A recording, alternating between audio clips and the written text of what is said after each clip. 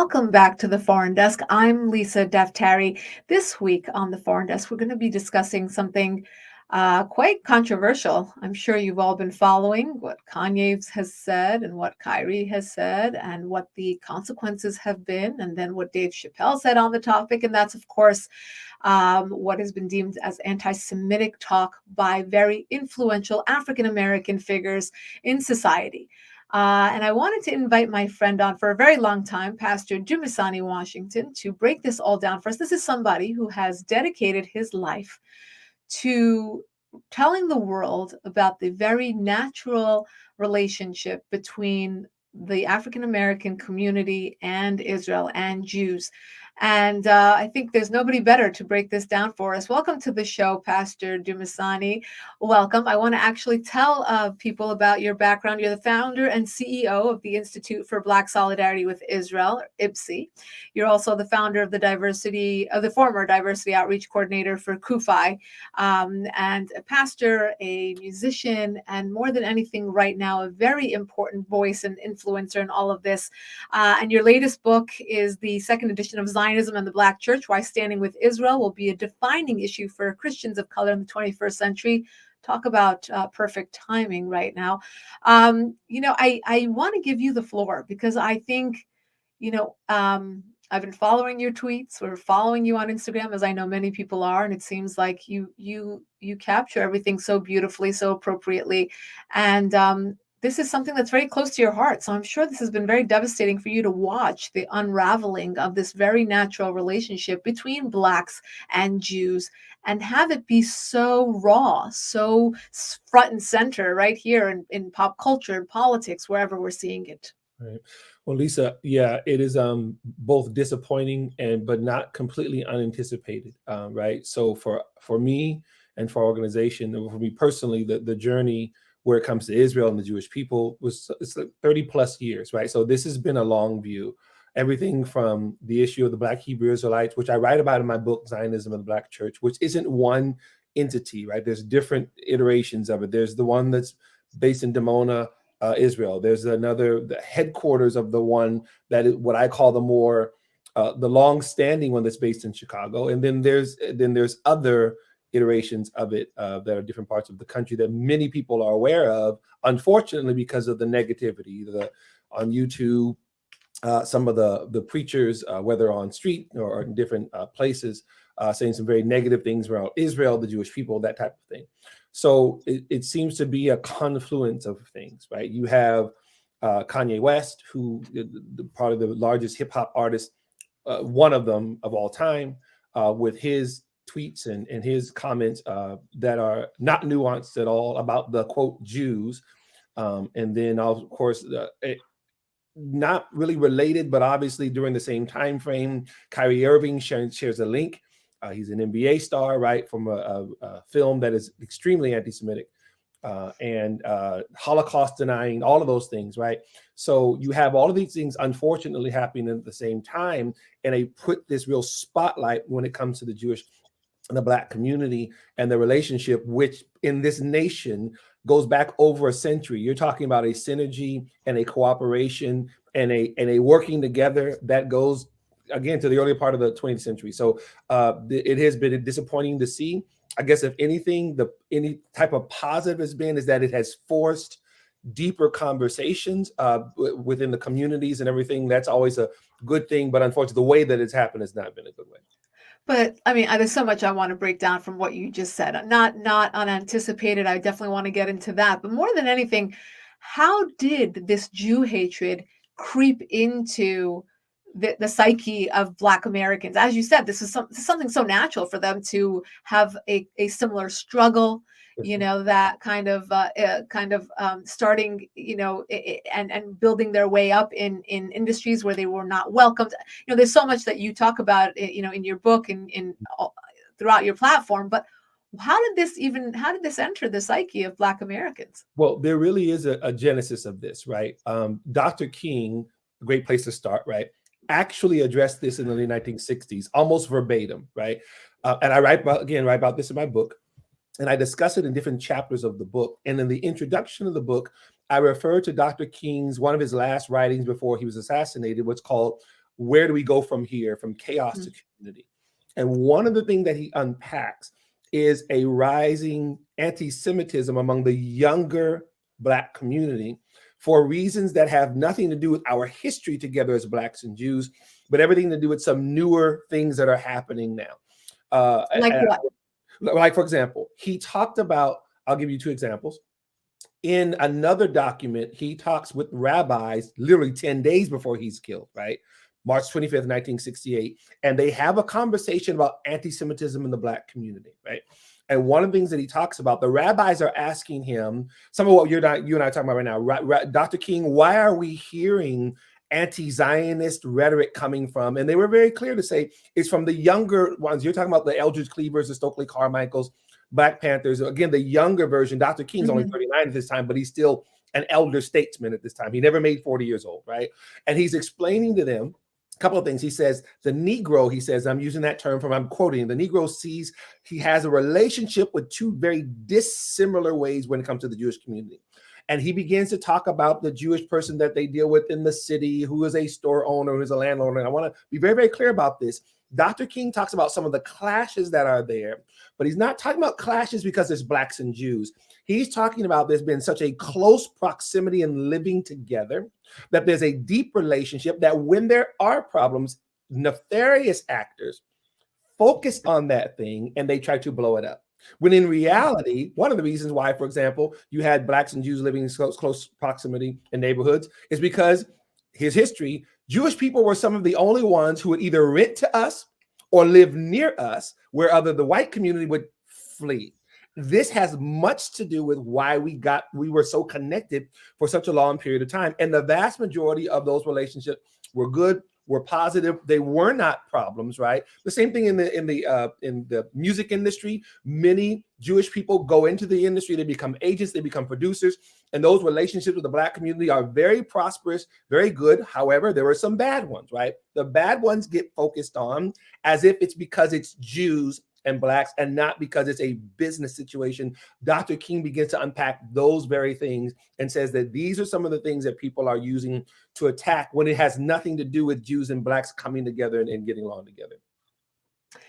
I mean, okay, but I mean, throughout time, why hasn't this been corrected? And has it been? You know, you've been on this for much longer than anybody else. I mean, A, I want to ask you how you got into this. What drew you to this relationship between Blacks and Jews? And B, to my original question, you know, how has this been throughout time? Why hasn't it been corrected? So my journey, Lisa, I would have to say, of the many places I could point to other than childhood and how my path just kind of unfolded. I remember the first time in 1984. 1984, I'm a senior in high school. It's the first semester. And what happens in 1984? Anybody knows the Israel history? The Operation Solomon, Operation Moses, right? I actually see that on television and on the news cable, boom. And I don't even know what I'm looking at. I know nothing about the modern state of Israel. I don't even know about the Ethiopian Jewish community, right? But I see this and it's emblazoned in my mind. As my life kind of unfolds, it makes sense that why that captured me so much. And the state of Israel and the Jewish people and the Jewish diaspora, these are things that there were very much, they drew me in terms of study, right? Whether it was scripture, whether it was talking, whether it was history. And this became part of a basis of an Israel advocacy much later on. This is a short version of that story. So, and it starts even before then, but that was probably a real marking point at that stage. When it comes to what happened here, the reason I referenced Dr. King is because things turned at the late 60s and then going into the 70s.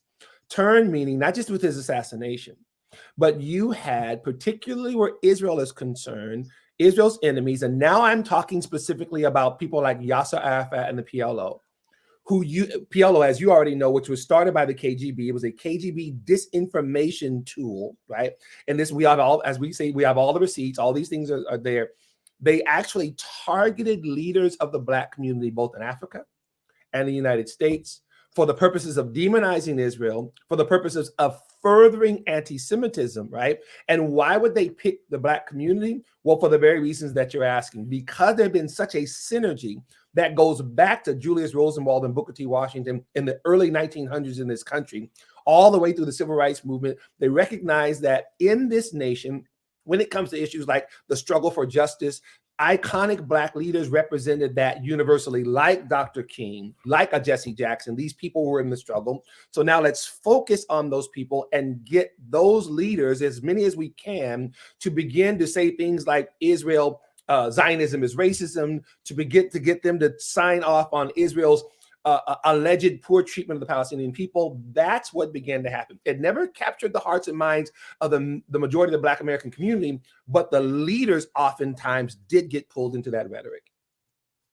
Is that what you would say happened in BLM, for example? Because you see so many American Jews support BLM. Yes. We're talking about 2020, Yes, right? And as things started to unravel, yes, ma'am.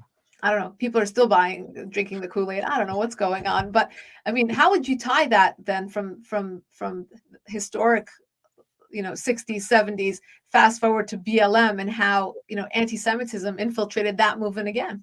And I not a book plug, but I actually draw that correlation in the book, Zionism in the Black Church. BLM then becomes the modern day iteration, if you will, of the PLO. And these are controversial statements, but they're just true.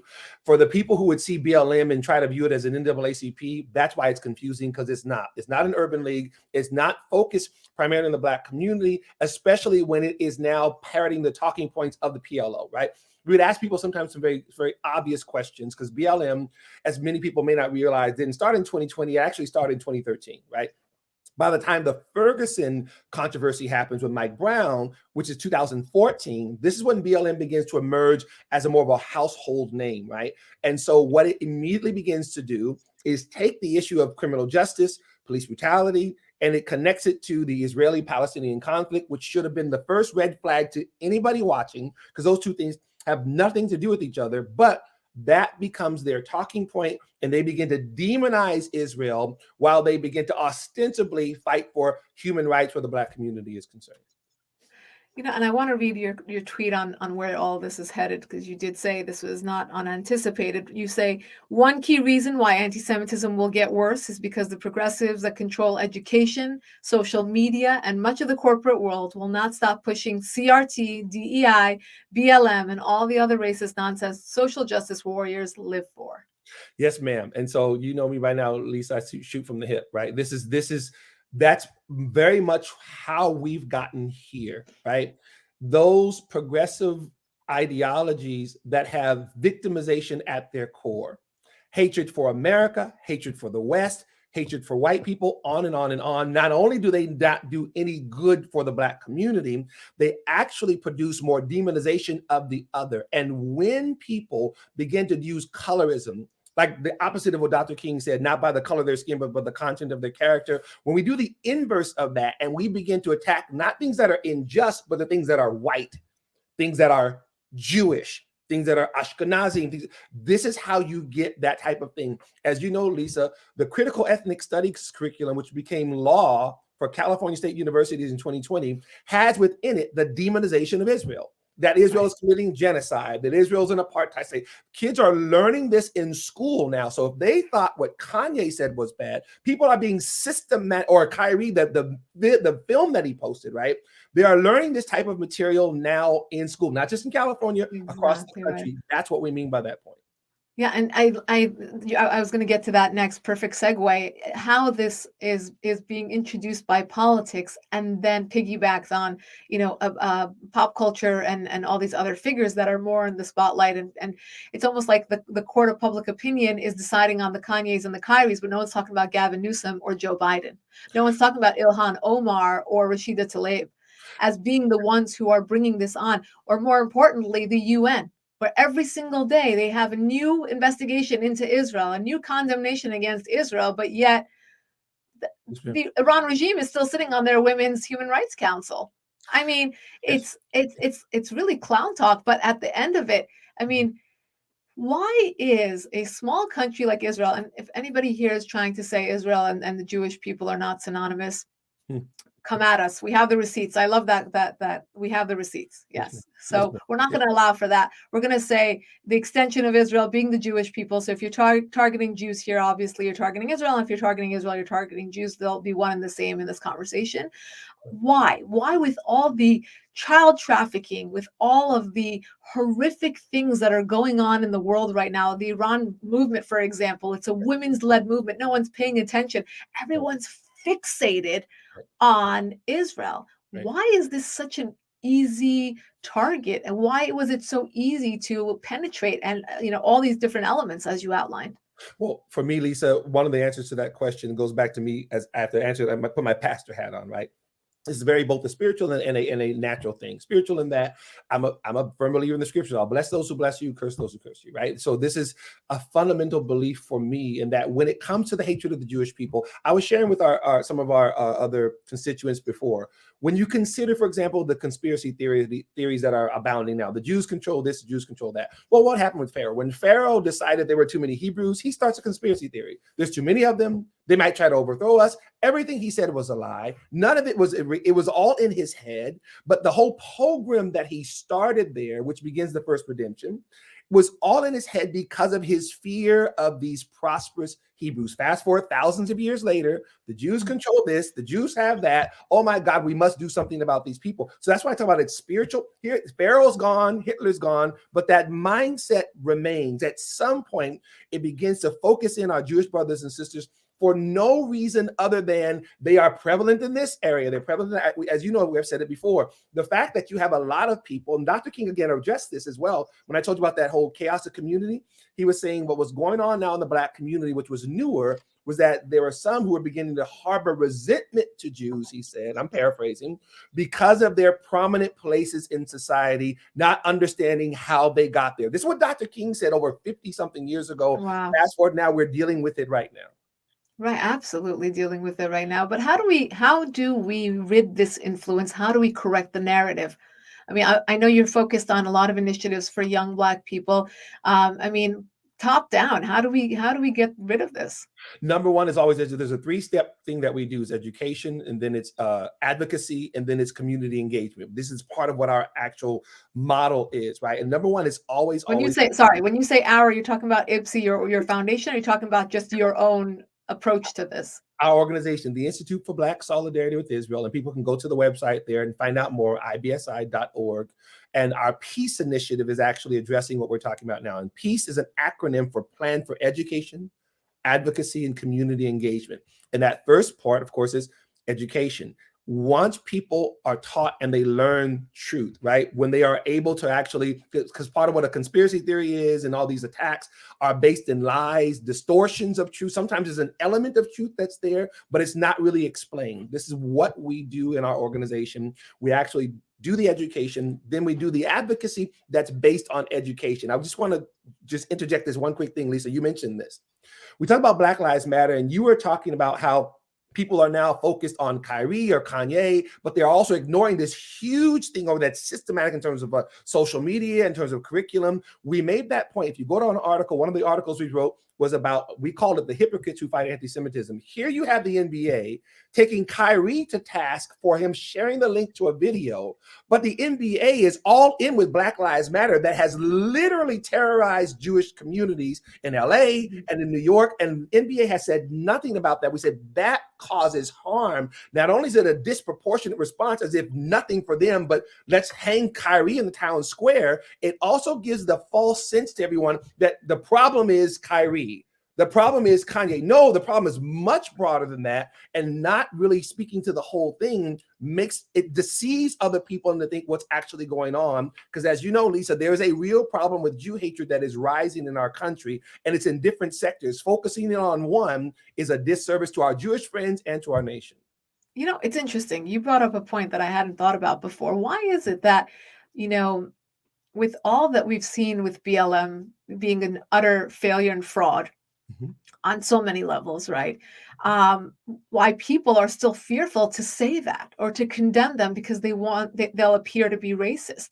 But yet, if you go against, or if you talk out against Chappelle or Kyrie or Kanye, it's just freedom of speech if you're pro, and if you're against, well, that one item that he said wasn't right. So they feel like perhaps they can nuance the criticism, whereas if they say anything about Black Lives Matter, flat out, they'd be called a racist. Right. And you touched on it, the whole racist part. And this, we said again, what has been a progressive mantra, right? The whole social justice work. Look at what happened when Jews tried to join the Women's March. Look at what happened when Jews actually were helping with BLM, how it gets turned on them in terms of Israel being apartheid, say all of these things, right? You have a situation in our society in which people, because they want to be a part of something positive, which is not a bad thing, right? You want to fight against injustice. You want to show that you care. Unfortunately, in many of these spaces, there's such an anti-Semitic undercurrent that's there that if you're Jewish or pro-Israel, you almost have to like hang your Zionism at the door,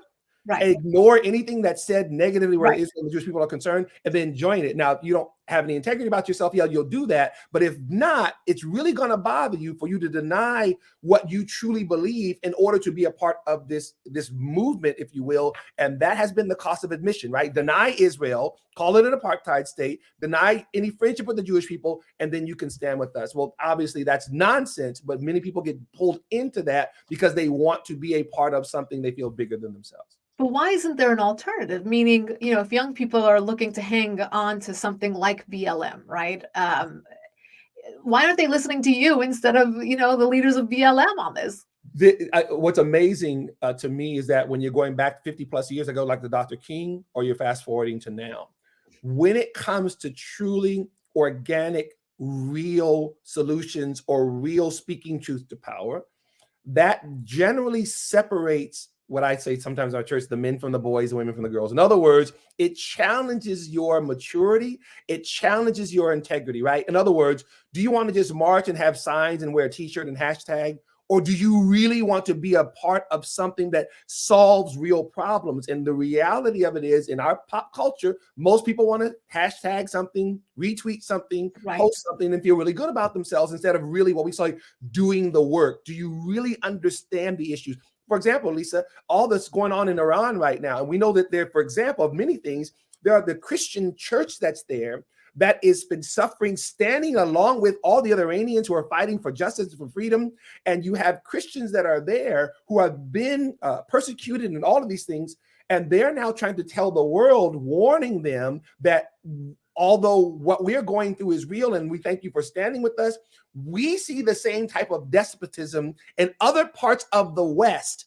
And now we, Iranian Christians, along with Iranian brothers and sisters who are standing, we're also saying we're concerned. We are seeing the same types of fascism. We're seeing the same types of totalitarianism in your countries. You need to be aware. Is the person really willing to do the work and understand what they're saying, or they just want to jump on a bandwagon, hashtag something about Iran, and then move on to the next thing? That's what it always challenges us to do.